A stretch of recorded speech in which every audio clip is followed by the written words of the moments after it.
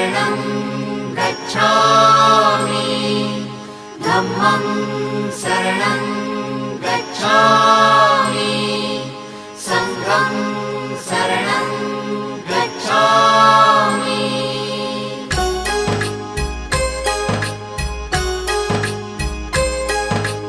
बुद्धं शरणं गच्छामि धम्मं शरणं गच्छामि